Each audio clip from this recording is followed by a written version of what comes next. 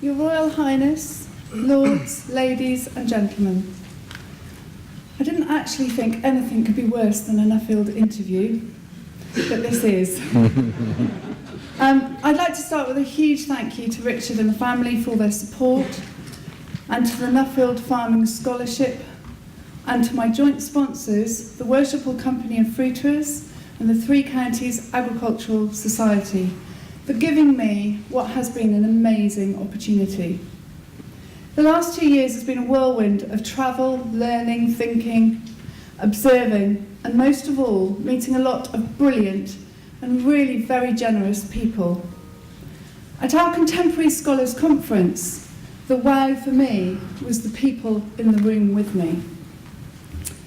Together with my husband Richard and father-in-law Mark, we farm 100 acres of apples and 100 acres of hops on the Herefordshire-Worcestershire borders. Only 7 years ago, I joined the farm business, and as I got to grips with it, I found a lot of surprises in our sectors and in agriculture in general. A lot of middlemen businesses between the farm gate and our end consumer. A surprising parochialism among some farmers. Collaboration between others. A strong view that marketing and sales was not our job. And an over-reliance on our home market. In 2012, when I was applying for Nuffield and starting to talk about export, I felt like a bit of a lone voice. And then the government got it, and UKTI launched This Is Great Britain.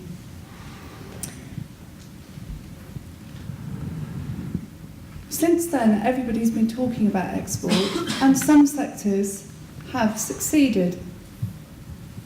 I wanted to use my Nuffield to visit those countries that were successfully exporting hops and/or apples, and learn how they had succeeded and bring those recommendations home to the industry. 2 years on, I've done that and a lot more, including an unplanned trip to Asia. That doesn't really meet the brief, but we went.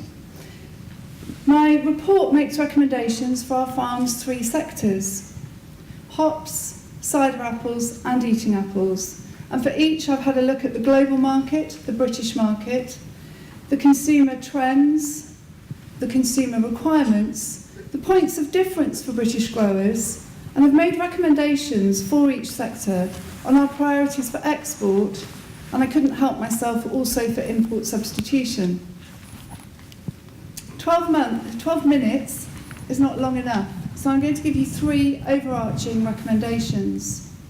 And they are that British farmers and growers would benefit massively from much greater collaboration. The British farmers need to understand and much more clearly communicate their unique selling point, and that successful export requires really creative marketing. So to take collaboration first, British hop farmers do successfully collaborate to deliver a world-leading hop breeding programme and an effective crop protection lobby. British growers in this country cooperate often in POs to simplify the logistics of selling, but it does tend to stop there. By comparison, New Zealand hop growers collaborate to achieve so much more. They have created a great brand in New Zealand hops. They are excellent at their marketing, they have a great consistent product, and they create customer desire and ultimately a premium price in a commodity market.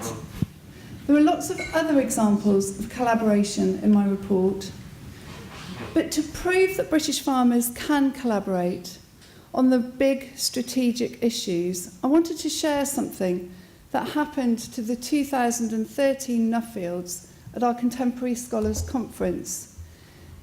The 2013 cohort, who are pictured here, there's only one person missing, and that was Caroline Miller, who joined us.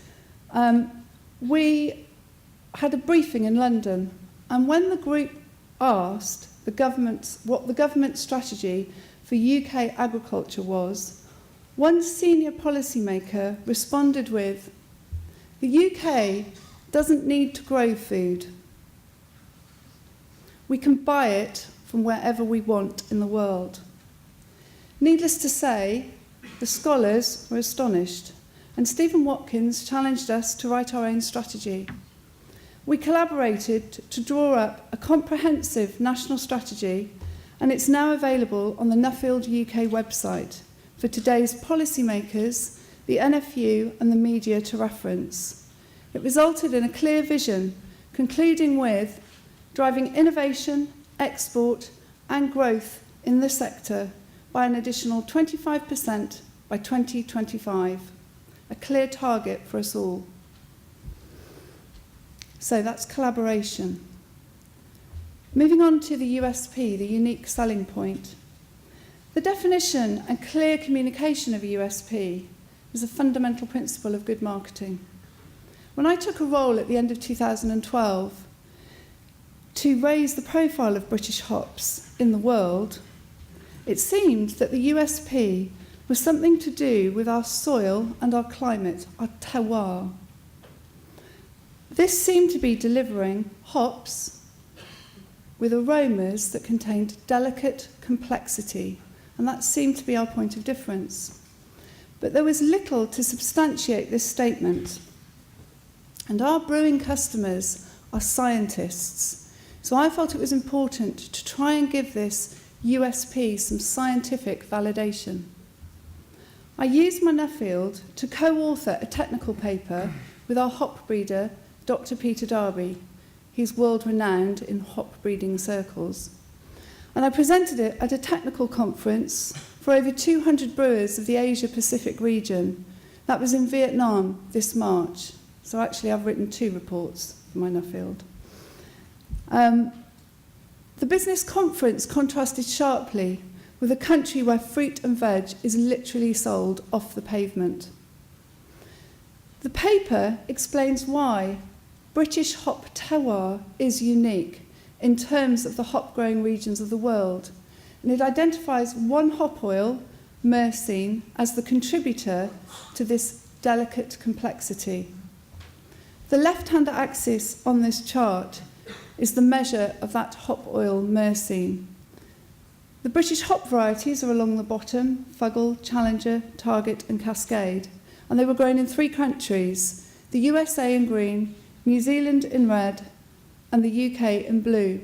The only statistically significant difference of the whole hop oil analysis was that the level of myrcene is lower in British hops, and that delivers this delicate complexity.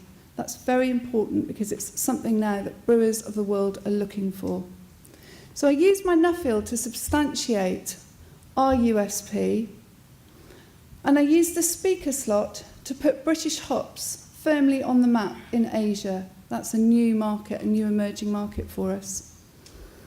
At home and in our export campaigns, this USP is now at the core of all our communications. In seeking out the USPs for hops, it's become clear to me that British cider apple varieties are in themselves unique in the world. And growers' biggest opportunity is the export of our uniquely British bittersweet cider apple juice to international cider makers. For those of you who know the industry, that's quite a big task. So, moving on finally to creative marketing. Marketing is much more than just selling. According to Harvard Business School's Theodore C. Levitt, selling concerns itself with the tricks and techniques of getting people to exchange their cash for your product. Marketing is a tightly integrated effort to discover, create, arouse, and satisfy the customer's need. It's the bit that creates demand. Good marketing is often the difference between commodity and premium pricing. On my travels, I found 2 great examples of apple brands that achieve premium prices. The first was at a discount retailer in Canada. On the left is Gala, an international commodity eating apple. It's the #1 eating apple in the UK.